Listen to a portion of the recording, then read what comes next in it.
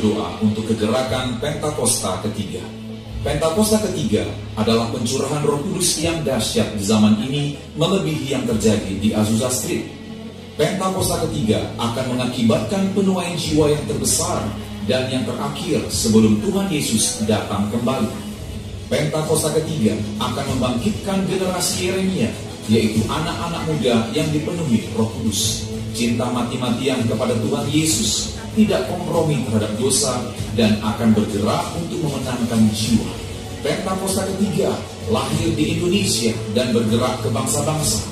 Gerakan ini dari timur ke barat dan akan kembali ke Yerusalem. Pentakosta ketiga akan memberikan kuasa untuk menyelesaikan amanat agung, dan setelah itu Tuhan Yesus datang kembali.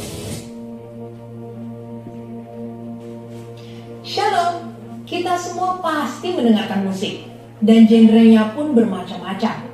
Musik mampu mengatur mood kita, bahkan mengubah cara pikir kita. Sebagai orang percaya, perdebatan yang seringkali muncul salah satunya adalah apakah kita boleh mendengarkan lagu sekuler atau tidak. Ada yang bilang jangan dengarkan lagu sekuler sama sekali, karena iman timbul dari pendengaran. Tapi ada juga yang bilang gak masalah untuk mendengar lagu sekuler, asalkan berguna dan membangun kehidupan kita. Inilah contoh perbedaan hati nurani yang dimiliki oleh setiap orang percaya, di mana situasi yang serupa pernah terjadi di kota Korintus 2000 tahun yang lalu dalam 1 Korintus 8 perihal daging yang boleh dimakan atau tidak.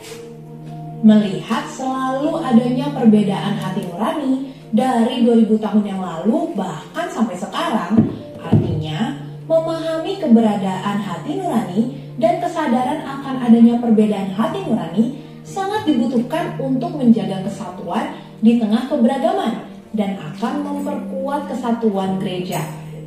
Pemahaman hati nurani juga akan memampukan seseorang untuk berintegritas dan melakukan apa yang dia yakini benar. Apa yang dimaksud dengan hati nurani?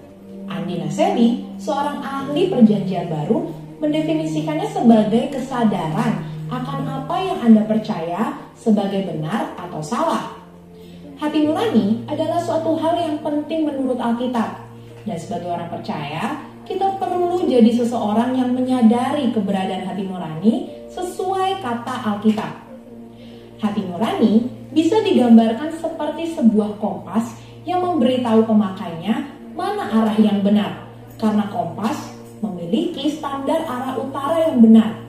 Begitu juga dengan hati nurani yang memampukan manusia secara alami untuk menilai dan menghakimi menurut standar tertinggi yang manusia tahu. Sebagai orang percaya, pastinya Alkitab adalah standar tertinggi kita. Jadi, kita perlu paham bahwa kondisi hati nurani setiap orang dapat memberi penilaian yang berbeda-beda. Di dalam 1 Korintus 8 dan Roma 14, ada orang yang digambarkan memiliki hati nurani yang lemah dan orang yang memiliki hati nurani yang kuat dalam konteks daging yang boleh dimakan atau tidak. Perbedaan lemah dan kuat ini bukan menunjukkan perbedaan kualitas kerohanian seseorang, tapi yang terpenting adalah sikap kita satu sama lain harus seperti Roma 14 ayat 3, yaitu jangan menghina dan menghakimi keputusan setiap orang. Yang kuat hati nuraninya, jangan menghina mereka yang tidak makan daging. Demikian juga yang lemah hati nuraninya, jangan menghakimi mereka yang makan daging. Karena menurut Roma 14 ayat 17, kerajaan Allah bukanlah soal makanan dan minuman, tetapi soal kebenaran, damai sejahtera, dan sukacita oleh Roh Kudus. Setiap orang harus menaati hati nuraninya. Karena menurut Roma 14 ayat 2, saat kita melawan hati nurani atau iman yang dituntun firman dan roh, kita telah berbuat dosa. Hal ini juga diperingatkan Paulus kepada Timotius di dalam 1 Timotius 1 ayat 18-19. Peristiwa di mana hati nurani harus diselaraskan dengan firman ini terjadi dengan Petrus dalam Kisah Para Rasul 10 ayat 9-16, yaitu yang awalnya hati nurani Petrus melarang makanan yang haram dan tidak menerima orang tidak bersunat, kemudian Allah melalui firman-Nya akhirnya mengkalibrasi ulang hati nurani Petrus, sehingga sesuai dengan kehendak Allah, ia merasa damai sejahtera berada di tengah keluarga Kornelius yang bukan Yahudi. Inilah salah satu bentuk paradigma yang baru, yaitu ketika Tuhan memberikan pola yang baru dan memberikan kita cara melihat yang baru. 3 praktek yang dapat kita lakukan sesuai prinsip firman Tuhan tentang hati nurani.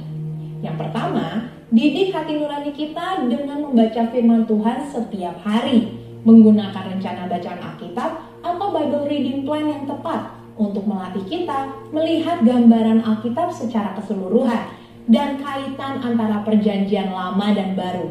Yang kedua, berdoa meminta Roh Kudus untuk mengarahkan hati nurani kita agar senantiasa sejalan dengan kehendak Tuhan.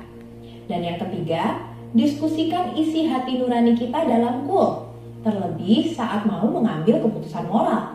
Karena dalam komunitas yang kudus dan benar, tuntunan Roh Kudus dan firman akan dinyatakan. Martin Luther mengatakan, tidaklah aman atau bijaksana melakukan sesuatu melawan hati nurani. Saudara, untuk penjelasan lengkapnya dari tim teologi kami, silakan klik link yang ada di atas atau scan QR code yang tersedia. Tuhan Yesus memberkati.